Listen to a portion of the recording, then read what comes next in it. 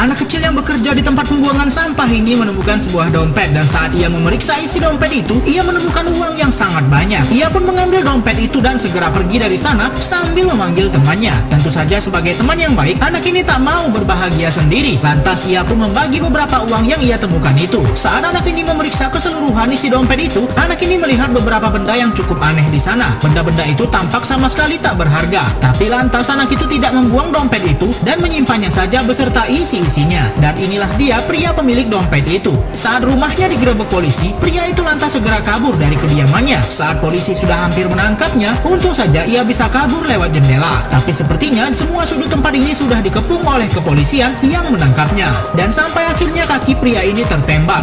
Karena ia tahu akan tertangkap, pria ini langsung mengambil dompet yang ia simpan di dalam sakunya dan melempar dompet miliknya itu ke tempat pembuangan sampah. Polisi pun ada yang melihat dompet itu masuk ke dalam truk sampah. Pria pemilik dompet itu pun tertangkap dan ternyata ia disiksa di kantor polisi karena ia sudah berkhianat dengan mencuri uang dan catatan semua tindak korupsi milik bosnya yang akan mencalonkan diri menjadi wali kota. Dan ternyata isi dompet itu adalah petunjuk untuk menemukan semua barang bukti yang sudah pria ini curi dari bosnya. Tapi karena pria ini tak mau mengatakan di mana barang yang ia curi, akhirnya ia pun harus dieksekusi oleh kepolisian. Orang-orang di tempat pembuangan sampah ini dikejutkan dengan kehadiran polisi. Pihak kepolisian seperti mencari sesuatu di sana. Dan saat ada salah seorang anak sedang berenang, ia meminta kepala kepolisian untuk memoto dirinya. Dan saat teman anak tadi juga akan difoto, ia malah menghindar. Anak ini bertanya ada apa polisi datang kemari, dan polisi itu mengatakan sedang mencari sebuah dompet. Mendengar itu anak ini langsung ketakutan karena ialah yang sudah menemukan dompet tersebut. Kepala kepolisian ini mengatakan siapapun yang menemukan dompet itu akan mendapat imbalan $1.000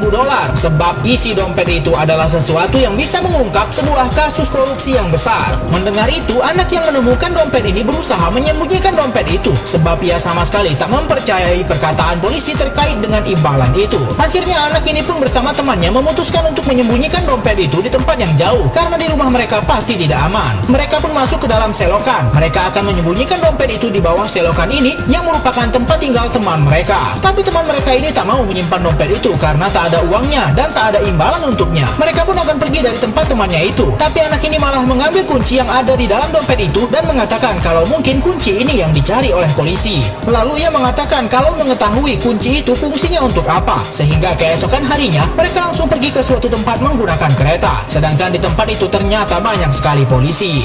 Anak-anak yang bekerja di tempat pembuangan sampah ini tiba-tiba berlari ke suatu tempat dengan sangat buru-buru. Ternyata di sana ada teman mereka yang baru saja dibawa pulang dengan kondisi penuh luka. Anak ini baru saja diculik oleh polisi karena anak ini menyimpan bukti-bukti korupsi salah satu pejabat yang dilindungi polisi di tempat ini. Tapi walaupun begitu, anak-anak ini tidak pernah jera. Mereka malah melanjutkan aksi mereka untuk mencari rumah koruptor yang ingin mereka bongkar kasusnya. Hanya dengan modal nekat, akhirnya mereka berhasil menemukan rumah koruptor itu. Dan ternyata ada orang yang berbaik hati di sana, yaitu petugas kebersihan yang bekerja di rumah koruptor itu. Ia melindungi anak-anak itu dan bercerita bagaimana bisa koruptor itu semua kebusukannya terbongkar. Sedangkan satu temannya yang lain bersama salah seorang wanita sedang berada di sebuah penjara. Mereka menyogok petugas lapas di sana agar bisa masuk ke penjara itu. Dan di dalam sana mereka akan menemui seorang napi yang ternyata itu adalah paman dari orang yang sudah membongkar korupsi pejabat itu. Dan anak ini memberikan pesan orang itu kepada pamannya kalau rencananya sudah akan berhasil untuk menghentikan koruptor besar itu.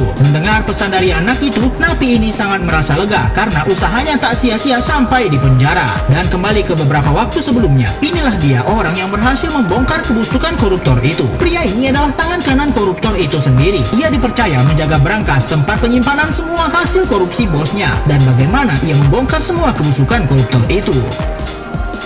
Pria ini merampok semua uang hasil korupsi milik bosnya. Begitu juga dengan buku catatan dari mana aliran dana korupsi itu. Ia memasukkan uang-uang itu ke dalam kulkas yang rusak di rumah bosnya. Dan ia sendirilah yang sebenarnya merusak kulkas itu. Sehingga kulkas itu harus dibuang. Dan dengan penuh senyuman ia pergi bersama kulkas rusak yang berisi uang triliunan. Tapi sayang pria itu sudah tertangkap oleh polisi. Dan kini anak-anak inilah yang menyimpan semua petunjuk tempat di mana pria itu menyimpan semua barang bukti hasil korupsi tadi. Tentu saja anak-anak ini hidupnya tidak aman sekarang. Tempat mereka tinggal terus dikejar-kejar oleh polisi. Namun untung saja anak-anak ini berhasil kabur dari rumah mereka. Dan wanita yang selalu melindungi mereka lah yang kini tertangkap.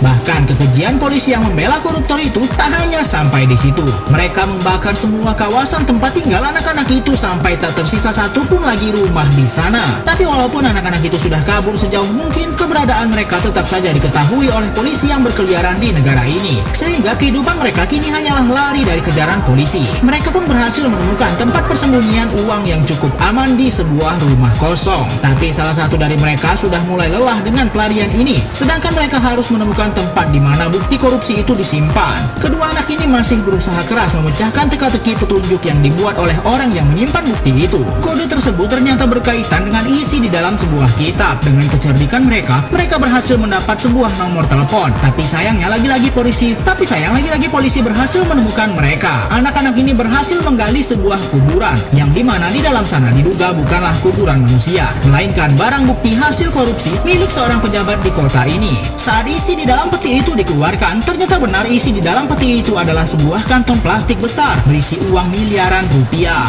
Polisi yang sudah menangkap anak-anak ini pun menelpon koruptor yang sudah ia lindungi itu. Tapi polisi ini malah mengatakan kalau di dalam sana tidak ada uangnya. Ia justru berbohong. Tapi ternyata ada anak lainnya yang langsung menyerang polisi itu. Anak perempuan itu adalah anak dari orang yang sudah membongkar semua tindak korupsi selama ini. Kini anak-anak ini berhasil menyudutkan polisi yang sudah mengejar-ngejar mereka itu. Mereka pun segera berlari sejauh mungkin dari tempat itu dengan menumpang sebuah truk sampah, dan mereka membawa kembali uang yang mereka temukan itu ke rumah mereka. Anak-anak itu seperti merencanakan sesuatu dengan uang itu, dan ternyata mereka ingin membagikan uang itu kepada orang-orang yang tinggal di sekitaran tempat pembuangan sampah. Orang-orang di sana pun tampak bahagia karena ketiga anak itu sudah berhasil membongkar tindak korupsi yang bernilai triliunan itu. Kini mereka pun memutuskan untuk memulai hidup mereka yang baru dan tinggal di tepi pantai yang selalu mereka idam-idamkan.